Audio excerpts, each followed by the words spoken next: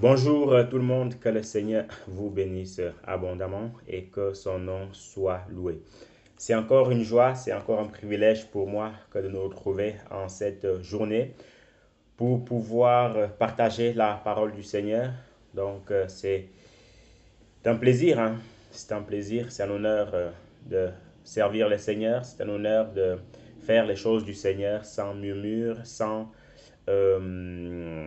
se poser des questions, puisque vous savez, nous sommes que des serviteurs inutiles, hein. C'est lui le maître, c'est lui le boss, et nous, on ne peut qu'obéir à ses voies et à ses commandements, et ainsi que à ses ordres. Pour ma part, je vais bien, le Seigneur fait grâce, le Seigneur fait grâce, que son nom soit loué. Juste il y a quelques semaines de cela, il y a mon beau-père qui est mort du coup. On a dû faire un voyage pour partir l'enterrer du côté de l'Afrique. Tout s'est bien passé par la grâce de Dieu. Et c'est aussi la raison pour laquelle cette vidéo-ci, elle est un tout petit peu en retard, puisqu'il était question que je la fasse il y a un mois et demi. Et il nous a fallu justement un mois et demi pour préparer le voyage, 2 semaines pour préparer le voyage. Et le voyage en lui-même, il a duré 2 semaines. C'est un peu ça. Donc, veuillez m'excuser pour ce retard-là. Toujours est-il ce que, frères et sœurs, c'est un honneur pour moi de vous retrouver, de vous savoir en santé. Et si vous ne l'êtes pas, que la grâce de Dieu, que la puissance de Dieu puisse vous visiter, que la gloire de Dieu, la puissance de Dieu puisse être votre partage. Donc, le thème de ce soir, hein, pardon, le thème de ce matin, par la grâce de Dieu, c'est les œuvres de la chair ainsi que les œuvres de l'esprit. Pour ce faire, nous allons prendre le livre de Galates, Galates chapitre 5, le verset 16 au verset 25. Galates chapitre 5, le verset 5 au verset 16 au verset 25. Galates, je vais lire de ce côté. Galates chapitre 5, le verset 16 au verset 25. Je dis donc, marchez selon l'esprit et vous n'accomplirez pas les désirs de la chair, car la chair a des désirs contraires à ceux de l'esprit, et l'esprit en a de contraires à ceux de la chair. Ils sont opposés entre eux, afin que vous ne fassiez point ce que vous voudriez. Si vous êtes conduit par l'esprit, vous n'êtes point sous la loi. Or, les œuvres de la chair sont manifestes, ce sont l'impudicité, l'impureté, la dissolution, l'idolâtrie, la magie, les inimitiés, les querelles, les jalousies, les animosités, les disputes, les divisions, les sectes, l'envie, l'ivrognerie, les excès de table et les choses semblables. Je vous dis d'avance, comme je l'ai déjà dit, que ceux qui commettent de telles choses n'hériteront point le royaume de Dieu. Mais le fruit de l'esprit, c'est l'amour, la joie, la paix, la douceur, la tempérance, la patience, la fidélité, la bonté, la bénignité, ainsi de suite, ainsi de suite. La loi n'est pas contre ces choses. Ceux qui sont en Jésus-Christ ont crucifié la chair avec ses passions et ses désirs. Si nous vivons par l'Esprit, marchons aussi selon l'Esprit. Si nous vivons par l'Esprit, marchons aussi selon l'Esprit. Donc, frères et sœurs, voici un tout petit peu le partage que nous allons avoir ce matin. Et avec le temps et petit à petit, nous allons décortiquer les points qu'on a cités. Pas tous, hein. On va prendre quelques-uns. On va commencer par les œuvres de la chair parce que vous savez, en tant qu'enfant de Dieu, nous devons tout faire, hein. Nous devons vraiment tout faire pour ne pas marcher selon la chair. Nous devons tout faire pour ne pas marcher selon la chair, mais plutôt marcher selon l'esprit. Parce que vous savez, la chair a ses désirs et l'esprit aussi, en fait, a ses désirs aussi. Et ce sont vraiment, en fait, deux mondes complètement opposés. Ce sont deux choses qui n'ont rien à voir. C'est comme le ciel et la terre, hein. C'est comme l'est et l'ouest, c'est comme le nord et le sud, c'est comme le bien et le mal. Ce sont deux choses en fait qui ne peuvent même pas en fait se voir, qui ne peuvent même pas en fait être reliées. Vous voyez un peu, c'est comme le Seigneur et l'ennemi, ils peuvent pas du tout en fait s'entendre tout simplement. Donc, nous, en tant qu'enfants de Dieu, nous devons nous efforcer à vivre selon les œuvres de l'esprit et non les œuvres de la chair. Puisque quand nous étions dans le monde, on vivait selon les œuvres de la chair. Selon les œuvres de la chair, on était esclaves de la chair. Mais maintenant que nous sommes en Jésus-Christ, nous devons vivre selon l'esprit. Donc, on a cité pas mal de ces œuvres-là de la chair. Et on va, comme on a dit tout à l'heure, on va en prendre quelques-uns. On va peut-être prendre les œuvres de la chair comme l'impudicité. Déjà, qu'est-ce que c'est que l'impudicité? En fait, l'impudicité, c'est un péché lié au sexe et est défini comme une pratique sexuelle non approuvée par Dieu ou tout rapport intime entre deux personnes non mariées. Ce qui veut dire quoi? Ce qui veut dire que un enfant de Dieu, en fait, un enfant de Dieu ne doit pas avoir de relations sexuelles hors mariage, ne doit pas avoir de relations sexuelles tant qu'il n'est pas marié. Et tout un chacun qui a ce genre de rapport sexuel et n'étant pas marié ou toute personne en fait qui a un petit copain, comme on peut le dire ainsi, bah, il est en fait en train de vivre selon la chair et non selon l'esprit. Parce qu'on s'en doute bien que quand on dit qu'on a un petit copain, c'est quoi? Bah, c'est que il y aura des choses en fait qui vont se passer. Les deux vont se connaître, vont coucher ensemble, ainsi de suite, ainsi de suite. Et ça, justement, ce sont les œuvres de la chair et non les œuvres de l'esprit. C'est pour ça, en tant qu'enfant de Dieu, avant de toucher une personne, avant d'aller plus loin avec une personne, il faudrait déjà au préalable être marié. Sinon, c'est de l'impudicité tout simplement. Avoir des relations sexuelles avec une personne non mariée, alors qu'on n'est pas marié avec elle, c'est ce qu'on appelle de l'impudicité. Donc, tout enfant de Dieu ou toi qui passes par là, si tu te dis enfant de Dieu et que tu vis dans ce genre de relation, je te conseillerais par la grâce de Dieu, soit de vraiment en fait te mettre en règle avec cette personne-là, soit te mettre en règle avec cette personne-là, ou soit vraiment de couper court avec cette relation-là et de te préserver jusqu'à ce que tu aies la bonne personne ou jusqu'à ce que le Seigneur t'envoie la bonne personne tout simplement. C'est très très important parce que vous savez, dans le livre d'Apocalypse, Apocalypse 22 là-bas, le Seigneur dit que quand il viendra, il dit dehors les chiens, dehors les impudiques, donc ceux qui vivent justement dans des relations illicites, dans des relations non mariées, dehors les chiens, dehors les impudiques, dehors les marabouts, dehors ceci, dehors cela. Vous voyez un peu. Donc c'est très important et le Seigneur ne fera d'acception de personne. Quand il viendra, il nous jugera selon sa parole.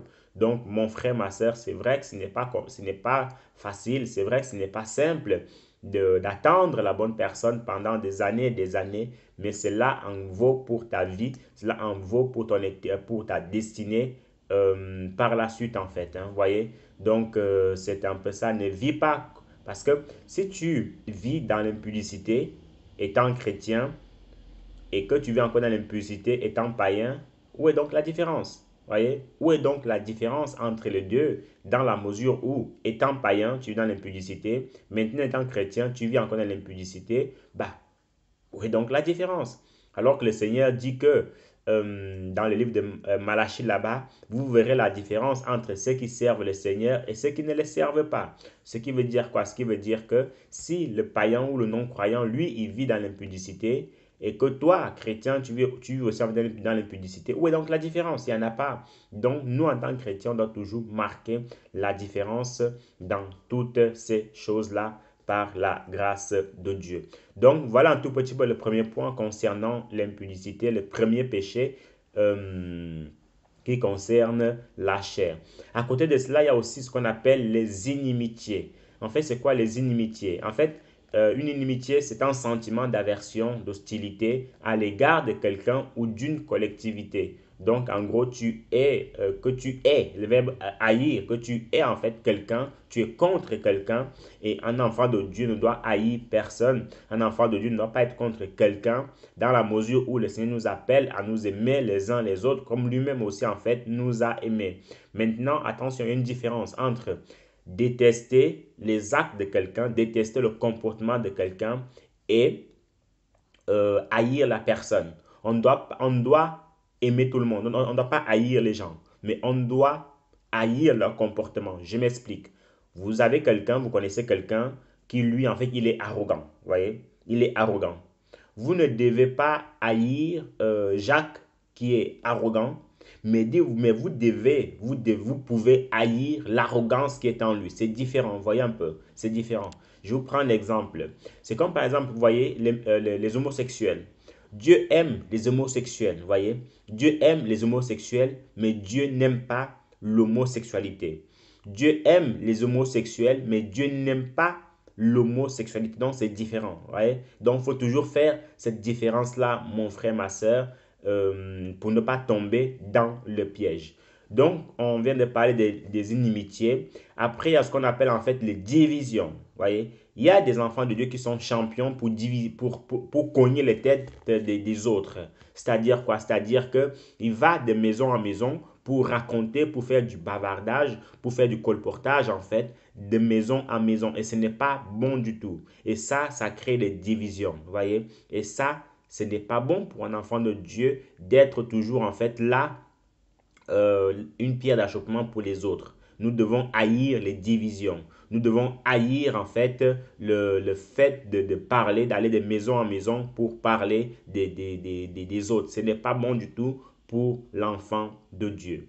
Après cela, il y a ce qu'on appelle les envies. Vous voyez, les envies, c'est quoi les envies? Les envies, en fait, c'est un sentiment de désir mêlé d'irritation, de haine qu'éprouve quelqu'un contre ce qu'il possède, ce qu'il n'a pas.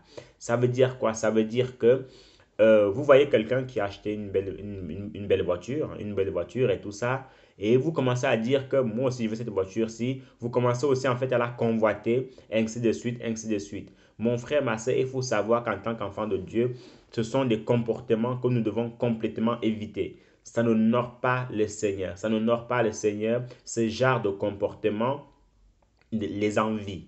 Voyez, les envies. Et il est écrit dans 1 Jean chapitre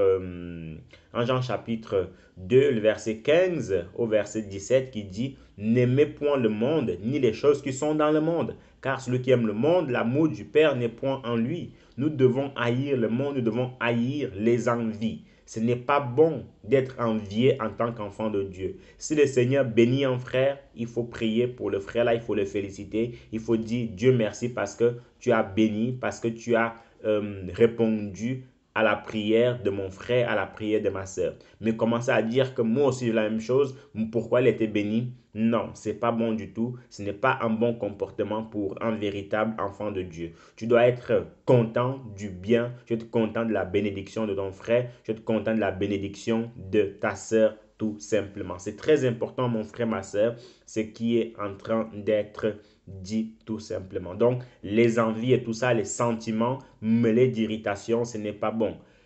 Au temps des apôtres, Pierre n'enviait pas Jacques, Jacques n'enviait pas Matthieu, Matthieu n'enviait pas André et Thaddée et tout ça. Non, non, non. On doit être content de ce que le Seigneur nous donne. Maintenant, si on veut plus, c'est possible. Alors, allons devant le Seigneur, prions-le pour qu'il donne en fait ces choses-là. Mais mon frère, ma soeur, je t'avoue, je t'assure que l'envie, ce n'est pas bon pour un enfant de Dieu. Et l'envie, voyez-vous, l'envie, ça crée de la jalousie.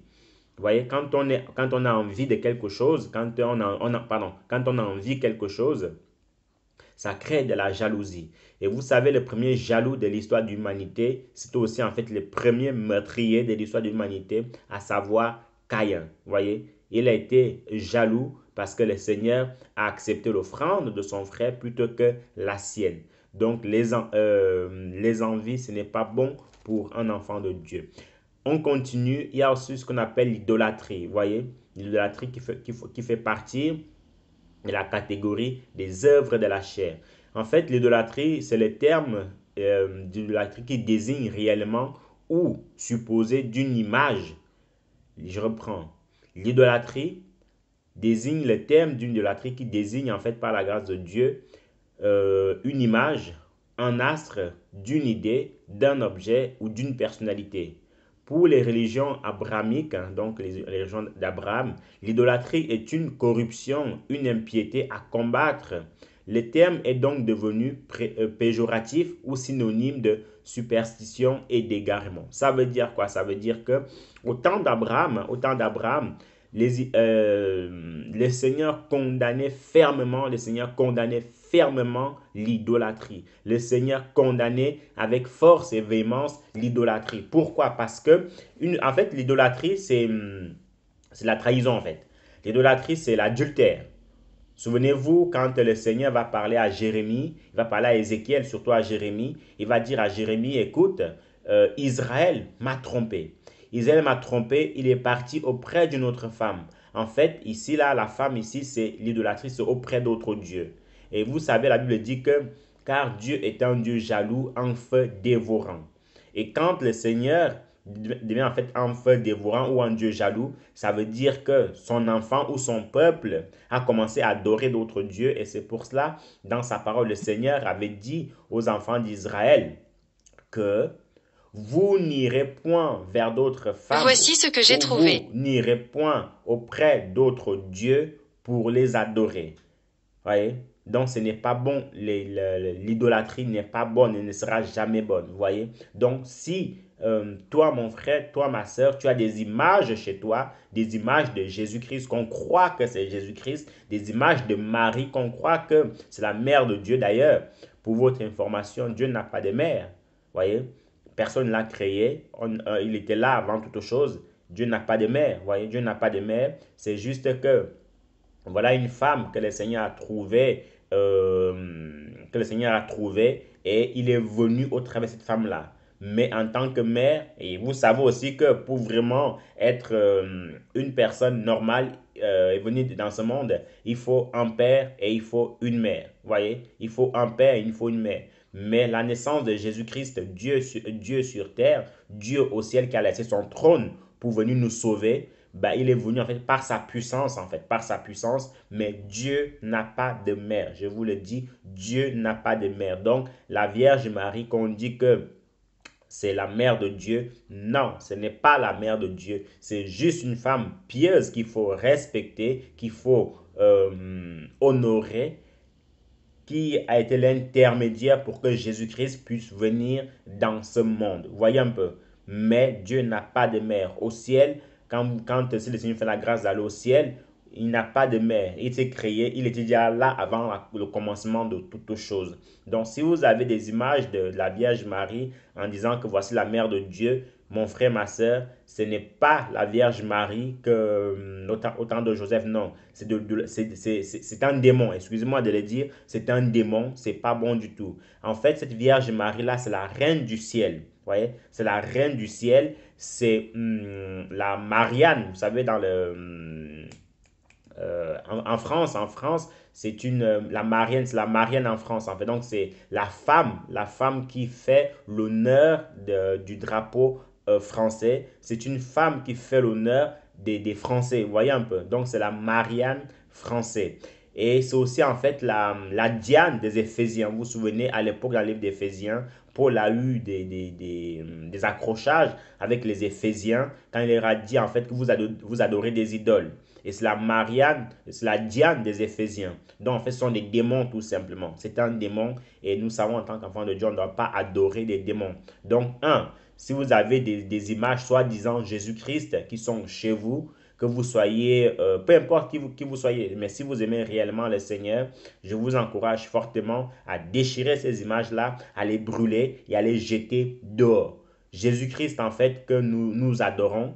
D'ailleurs, la Bible dit que car Dieu est esprit, il faut que ce qu'il l'adore en esprit et en vérité. Alors, comment veux-tu représenter un esprit, mon frère, ma soeur? Comment veux-tu représenter un esprit? Et de deux, au temps de Jésus-Christ de Nazareth, il n'y avait pas d'appareil photo. Il n'y avait pas d'appareil photo. Et même s'il y avait des appareils photo, entre nous, réfléchissons un peu. Jésus-Christ, en fait, est parti il y a 2221 ans. Voyez? 2221 ans. Donc, dites-moi si maintenant vous arrivez à trouver une photo d'il y a 2000 ans. On va faire simple, je vais vous aider.